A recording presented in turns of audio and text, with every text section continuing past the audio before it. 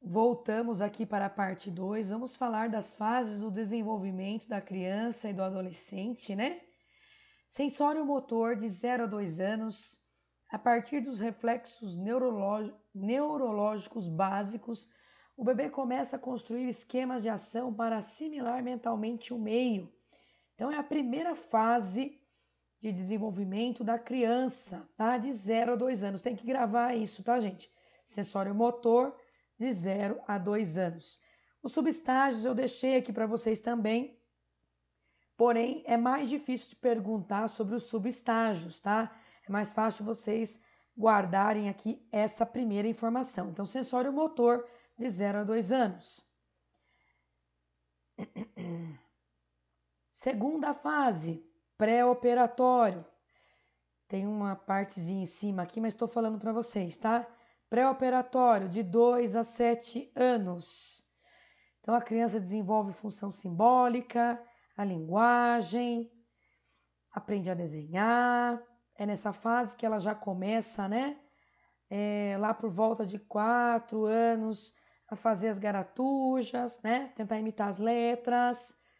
Então, a criança passa aí das fases do desenho para a garatuja e depois começa a entrar devagarzinho aí no processo de alfabetização, né? E letramento. O letramento, gente, ela já começa desde muito criança, tá? Eu não vou entrar em detalhes aqui, porque depois eu vou gravar um vídeo também falando sobre alfabetização e letramento, né? Cujo foco é a Emília Ferreira e a Ana Teberoski, né?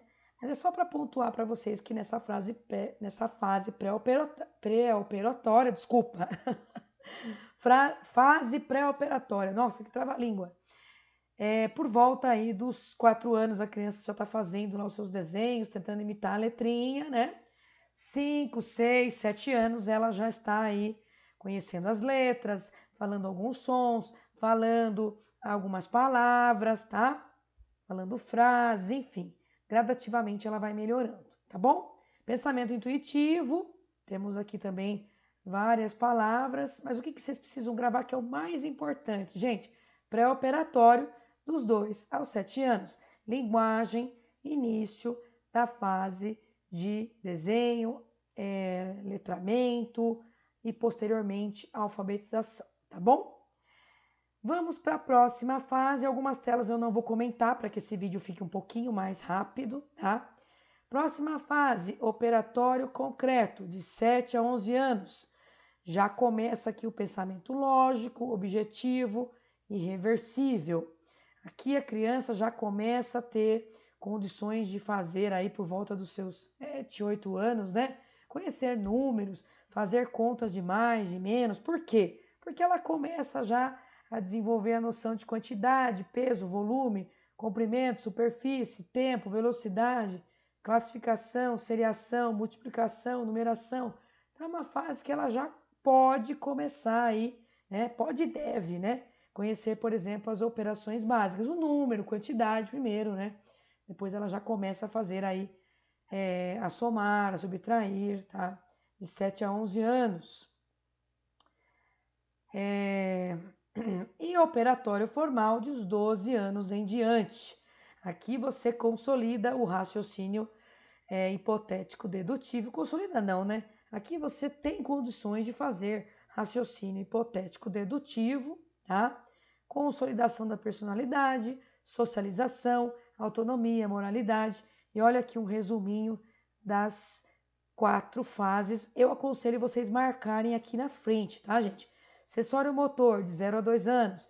Pré-operatório, de 2 a 7 anos. Operatório concreto, de 7 a 11. E operatório formal, de 12 em diante. Porque isso aqui cai na prova com certeza, tá bom? Aqui tem um simulado, né? Que depois com esse material impresso vocês vão conseguir fazer, mas vocês podem pausar a tela. Eu estou aqui passando devagar, vocês podem pausar a tela se quiser, tá bom? Agora nós vamos falar um pouquinho de Levi Vygotsky, tá? Ele já é mais voltado aí para a parte da linguagem, porque ele é formado em direito, ele vai focar mais na questão social, ele vai trabalhar mais as questões, as funções psicológicas superiores. E aqui a palavra-chave, gente, é de fora para dentro, tá? Ele acredita que a aprendizagem da criança ocorre do meio social para o interior dessa criança. Ele valoriza muito as funções executivas, ou seja, o nosso desenvolvimento do intelecto, que ocorre principalmente, gente, principalmente, ó, se vocês quiserem pausar essa tela também pode, tá? Mas a nossa função principal aqui, né, ela vai se dar através da interação do homem com o mundo, tá?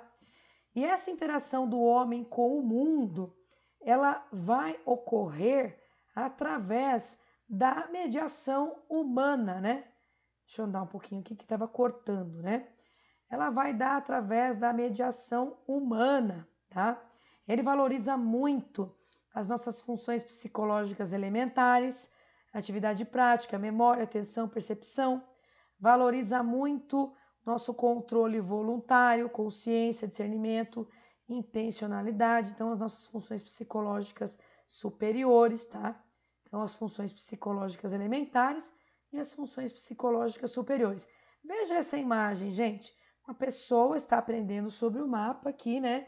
Mas tem a interação de um humano mais experiente, que pode ser um professor, pode ser o pai, a mãe, ou uma pessoa que conhece mais do que ele, para que ele possa passar para essa pessoa essas informações aqui mais elevadas, né? Então, principalmente, gente, pela linguagem, pela comunicação, é que vai acontecer o aprendizado, tá? A psicologia, gente, para quem não sabe, é uma ciência que busca no próprio eu as informações necessárias para compreender a visão de vida de uma criança. Por exemplo, para tentar compreender dificuldades comportamentais, a gente busca a psicologia. A psicopedagogia foca em atividades que estimulam as funções executivas das crianças, com foco na aprendizagem escolar, tá? Então, olha só, essa aqui é uma das telas que começará a falar do processo da linguagem, né? O que diferencia o ser humano... Nossa, voltou lá no começo, desculpa, gente. Vamos lá, vamos voltar lá. O que diferencia o ser humano dos animais, né? Além do nosso raciocínio, é a nossa capacidade de falar, a nossa capacidade de se comunicar. Eu queria escrever aqui embaixo. Aqui. Então, a nossa capacidade de falar, né?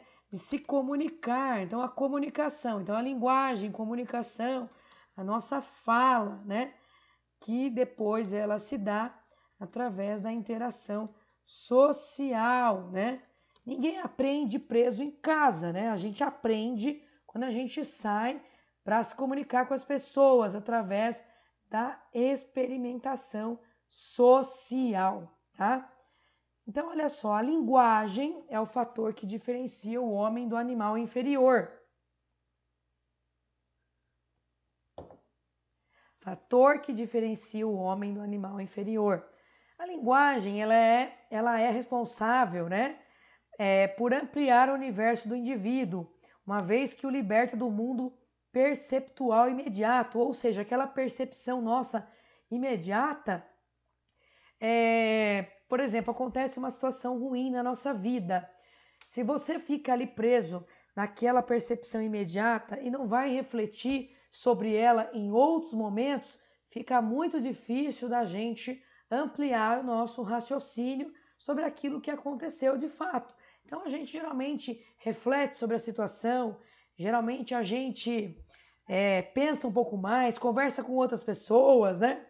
É bom que a gente não tome decisões precipitadas e nem julgue as pessoas imediatamente, porque nosso mundo imediato ali é muito pobre, a gente precisa de mais tempo para pensar sobre as situações para que a gente possa melhorar a nossa capacidade de reflexão, tá? A nossa linguagem, a nossa capacidade de reflexão, né? Analisa objetos, abstrai e generaliza suas características, assim como introduzindo em um sistema de relações com outros objetos. Introduz o pensamento, que é aí o nosso ponto de partida para a comunicação. Quem não tem um bom pensamento também não se comunica tão bem assim. Função conceitual, que se desenvolve e que se enriquece em estreita relação com a evolução dos processos psíquicos. Então, gente, nosso pensamento, né, juntamente com a nossa linguagem, é que chega na nossa linguagem intelectual, no nosso pensamento verbal. Gente, esse vídeo ele já está com 10 minutos, eu vou gravar um terceiro vídeo, trazendo para vocês a cereja do bolo mesmo, tá bom? Então eu vou pausar aqui para vocês esse segundo vídeo, quero que vocês fiquem aqui com pensamento e linguagem, que é aquilo que o Vygotsky mais estudou e trouxe para nós a nossa linguagem, trouxe para nós aí a nossa reflexão sobre a linguagem intelectual e o pensamento verbal.